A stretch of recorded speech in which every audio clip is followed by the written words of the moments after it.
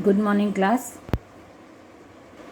बेटा, जैसा आप लोग जानते हैं कि हम अपनी क्लास की शुरुआत एक थॉट से करते हैं। डेली हम एक थॉट शेयर करते हैं क्लास में। तो आज का थॉट है, do good and good will come to you.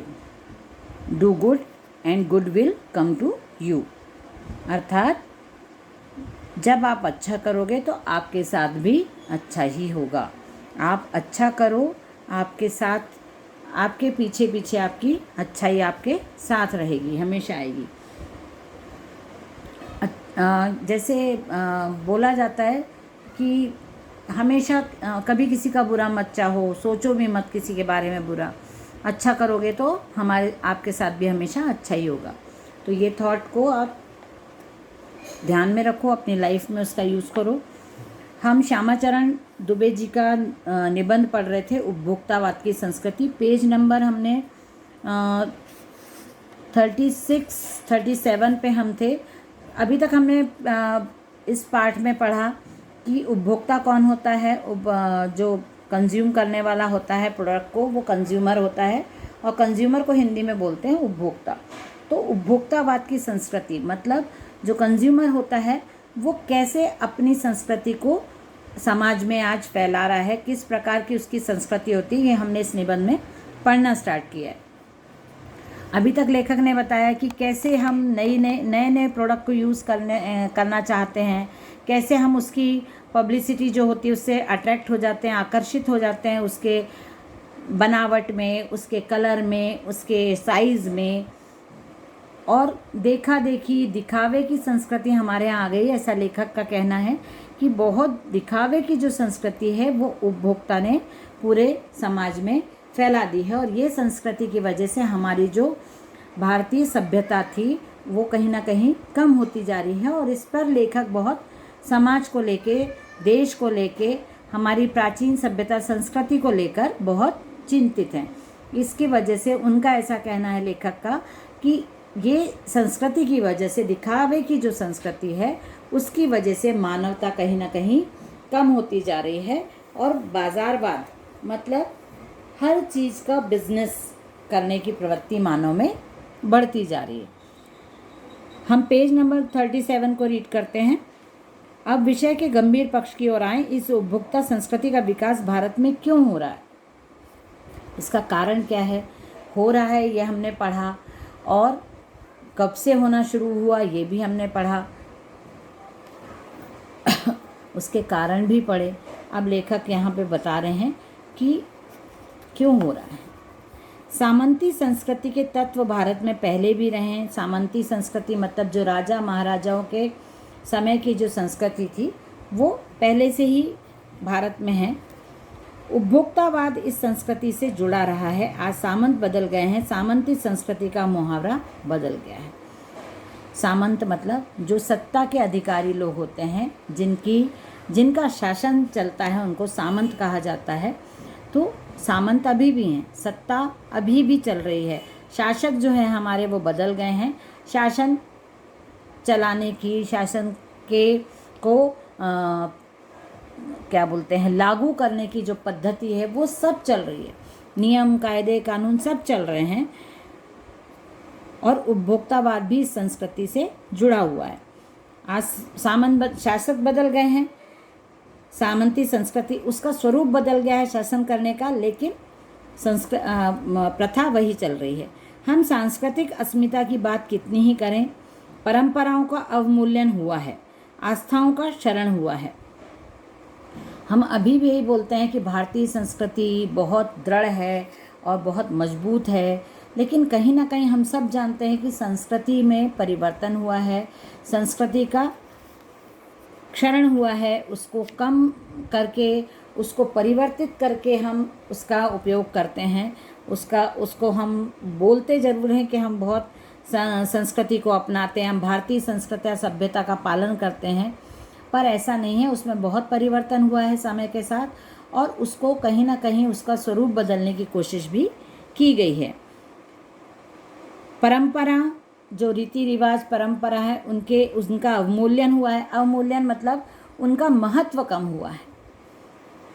आस्थाओं का क्षरण हुआ है, आस्थाएं कम होती जा रही हैं लोगों में, उसके कई अलग अलग कारण होते हैं, सब अपने अपने कारण देते हैं, सब अपने अपने रीजंस बताते हैं, समय की कमी या फिर फाइनेंशियल या फिर सोशल या फिर कुछ अलग अलग उनकी वो बताए जाते हैं, रीजंस बताए जाते हैं।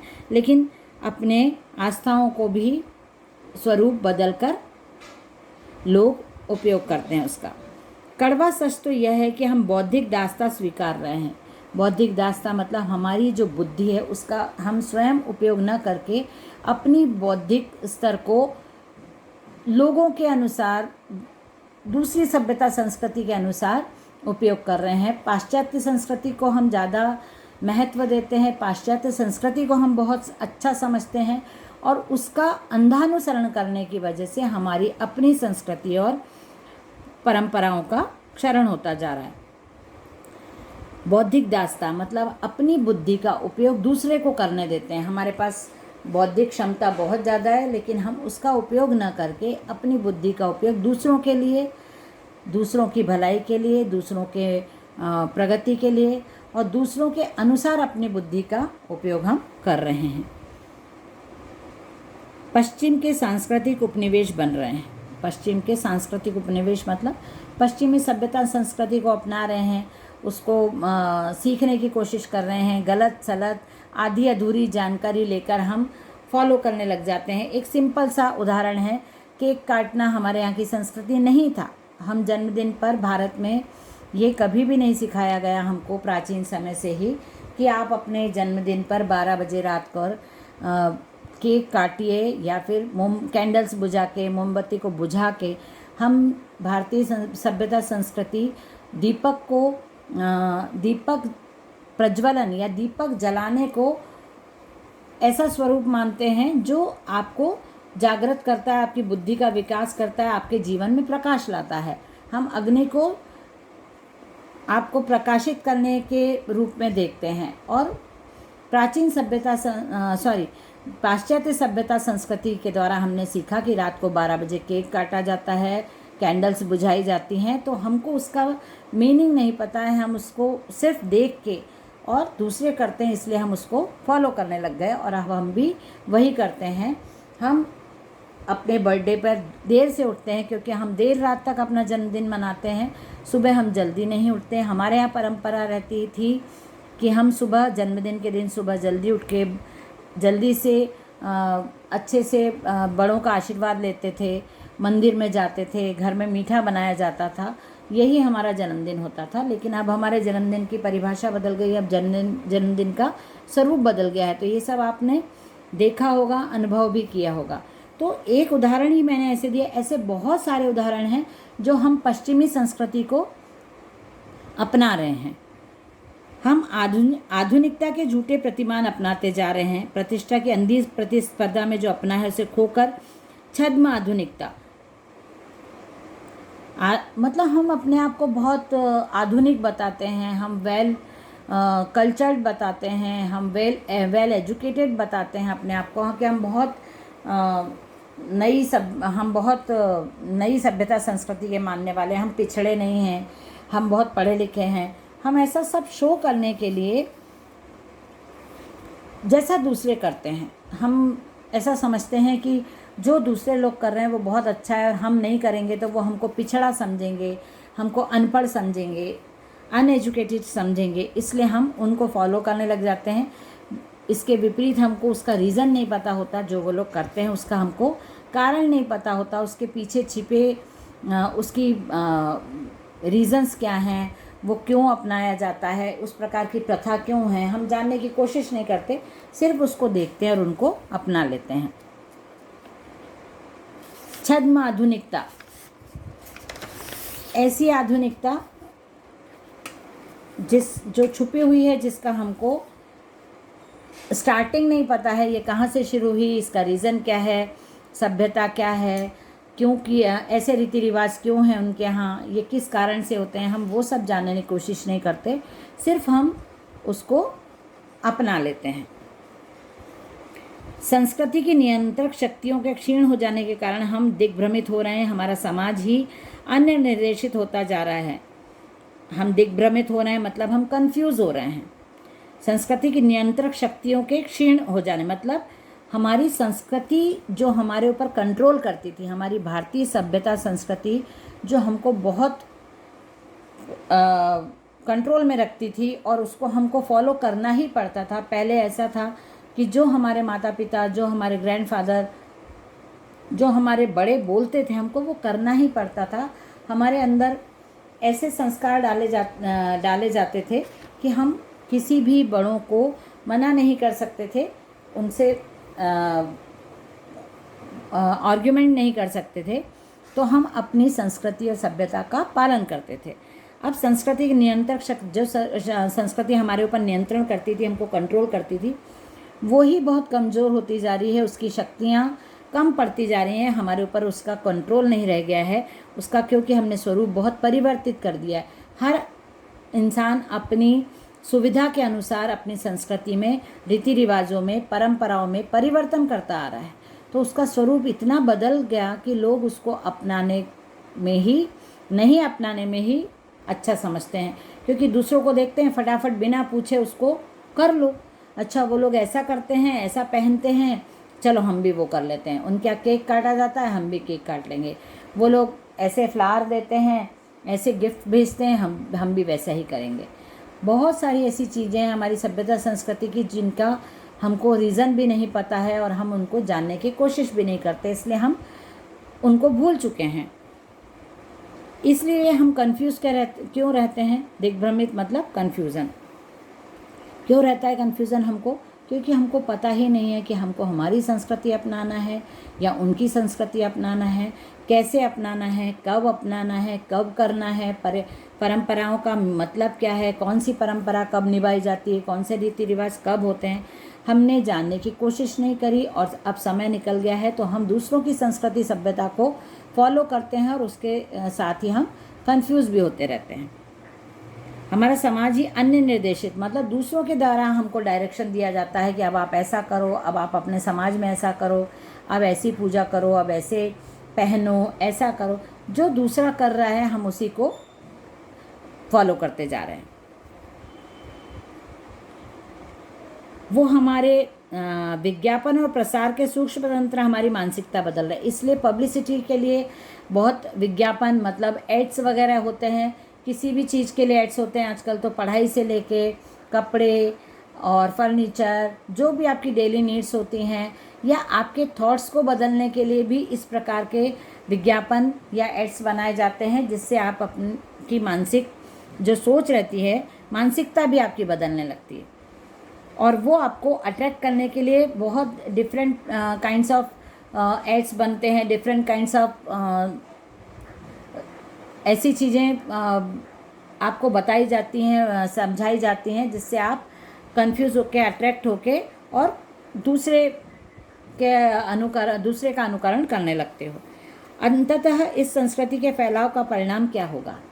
अब लेखक यहाँ पे बहुत परेशान है कि इस टाइप की जो संस्कृति चल रही है, इसका जब ये बहुत फैलती जा रही है तो इसका परिणाम क्या होगा, रिजल्ट क्या निकलेगा? यह गंभीर चिंता का विषय है। हमारी सीमित संसाधनों का घोर अपव्यय हो रहा है। जीवन की गुणवत्ता आलू के चिप्स से नहीं सुधरती, न बहुविज्ञापित शीतल पेयों से, भले ही वे अंतर्राष्ट्रीय हों। पिज़्ज़ा और बर्गर कितने आधुनिक हों, वे हैं कूड़ा खाद्य। समाज में वर्गों की दूरी बढ़ रही है, सामाजिक सरोकारों में कमी आ रही है। हम इतना भी नहीं समझते कि हम जो भी खाते हैं, हम जो भी पहनते हैं, हमारी संस्कृति सभ्यता में जो खाना सिखाया गया है हमको, वो हमारे आसपास के वातावरण, हमारे रहन सहन, हमारी जो मौसम है, हमारे जो प्रकृति है, उसके अनुसार हमको सिखाया है। हमारी संस्कृति में किस सीज़न में क्या खाना, वो सिखाया जाता है।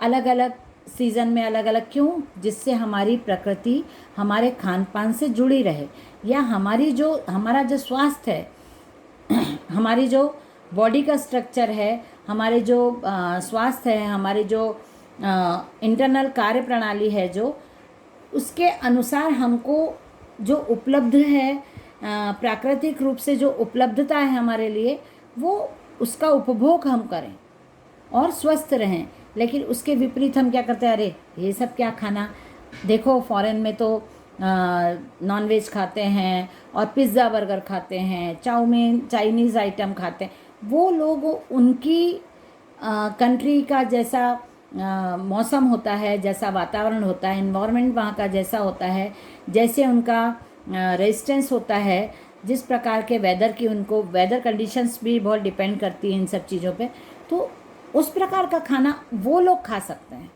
अलग अलग जगह के अलग अलग वेदर कंडीशन होते हैं, इन्वायरमेंट होता है, वहाँ का वातावरण अलग अलग होता है, वो आपको आपकी बॉडी को कितना प्रभावित करता है, आपकी बॉडी पे आपके बॉडी के जो काम करने की क्षमता रहता है उसको कितना प्रभावित करता है, उसके अकॉर्डिंग उनका खान पान रहता है। लेकिन हम बिना सोचे समझे उनके खान पान को अपने खान पान में शामिल करते हैं, जिससे हम अपनी शारीरिक क्षमता को, अपने शारीरिक विकास को रोकते हैं।